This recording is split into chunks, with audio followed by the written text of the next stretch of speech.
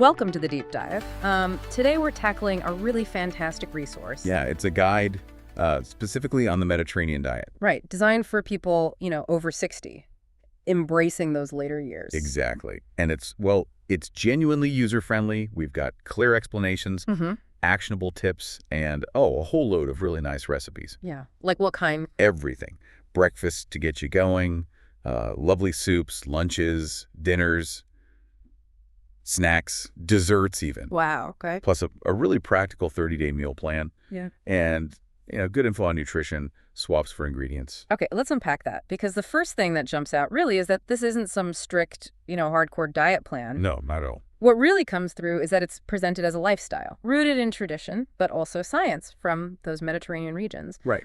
And the guide really pushes this idea of it being a path to longevity, energy, feeling good, especially as we get older. And importantly, it frames it as rediscovering real food, wholesome eating, not deprivation. Precisely. It's joyful. Yeah. So our goal today in this deep dive is really to dig into this guide. Pull out the best bits, the actionable stuff. To help you, the listener, see how the Mediterranean way could be, a simple and enjoyable path to better health as you age.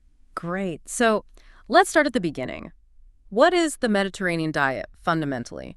Because, like I said, that word diet can sometimes put people off. That's a great point. And it's funny because it's almost the opposite of restrictive. The guide explains it beautifully. It's a way of living, enjoyed for, thousands of years in places like Greece, Italy, Spain.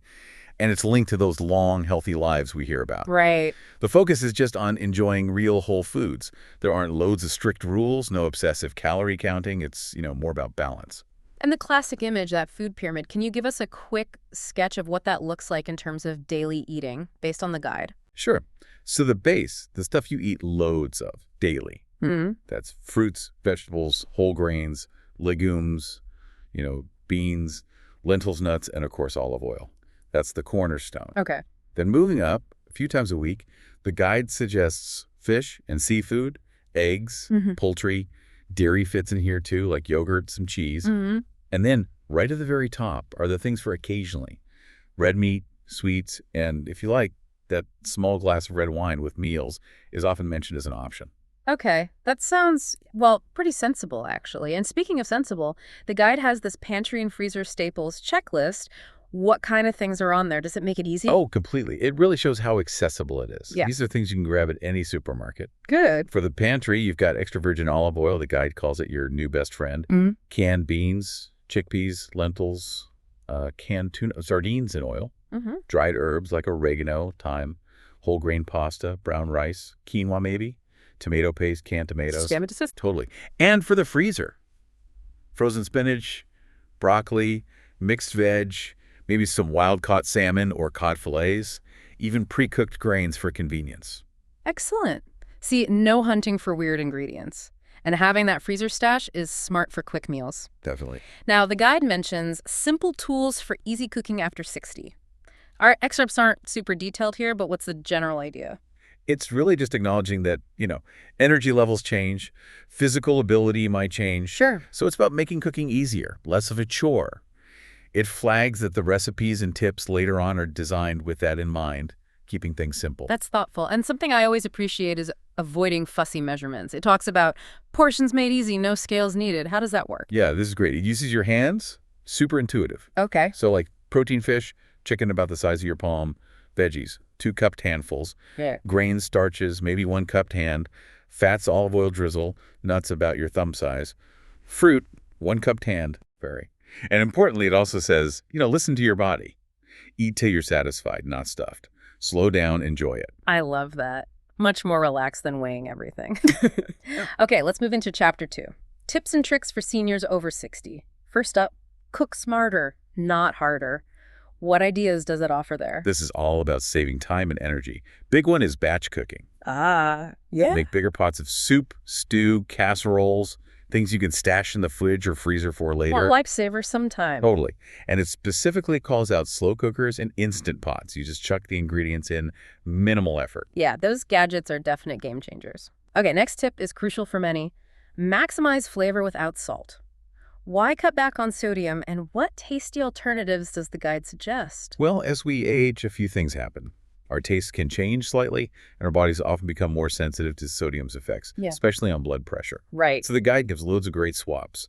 Fresh herbs, basil, mint, dried herbs, oregano, thyme, citrus zest, and juice, especially lemon. It calls lemon a real flavor enhancer. Garlic, onion, shallots, obviously. Vinegar's balsamic, red wine vinegar. Spices, even just a drizzle of good olive oil or adding some olives adds a lot of flavor. So many options, much better than just reaching for the salt. Then there's listen to your body's rhythm. What's the core message for eating habits? This is really about mindful eating, tuning in. Eat when you're actually hungry.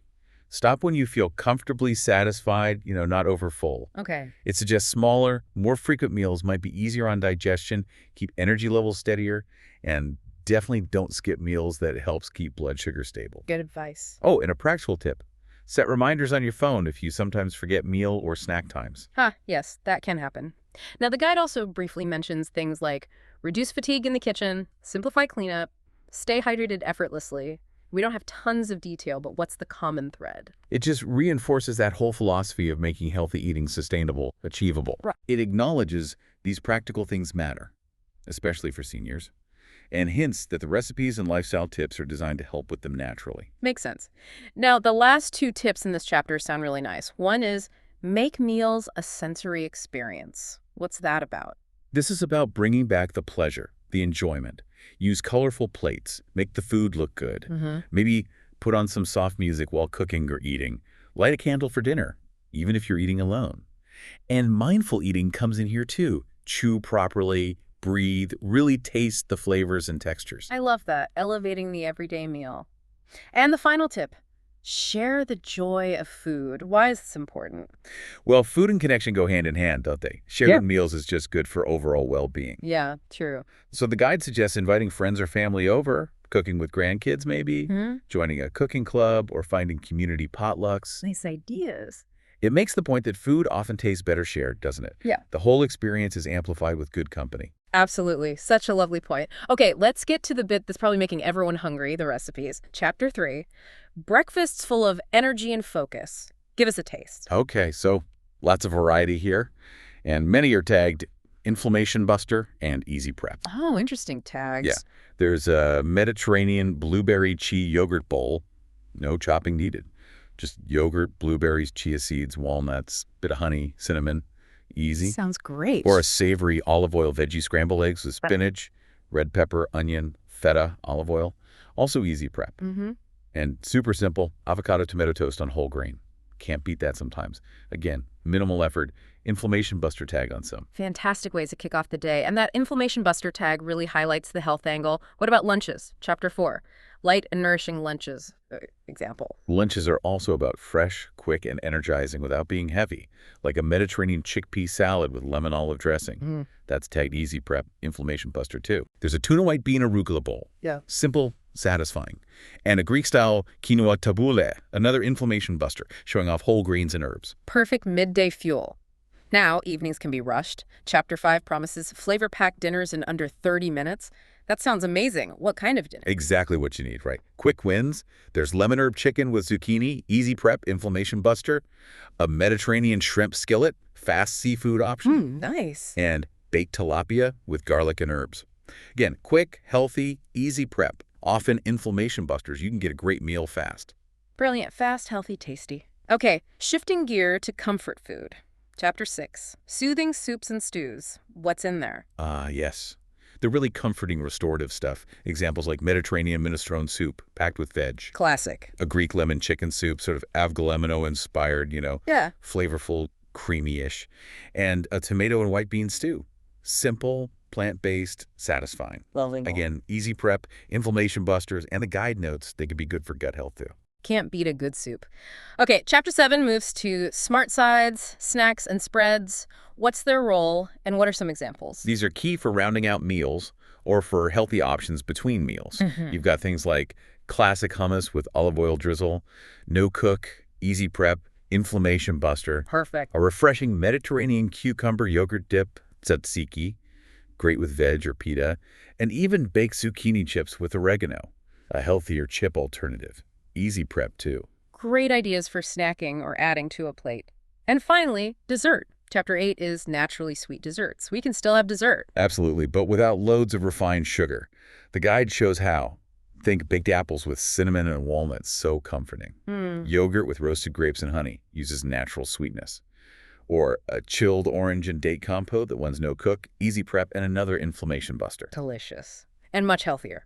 Now, to make this all less daunting, there's a 30-day Mediterranean meal plan for seniors. How does that help? Yeah, this is super practical. If you're wondering where to start, this maps it out for you. It uses the recipes from the guide and puts them together into a month-long schedule.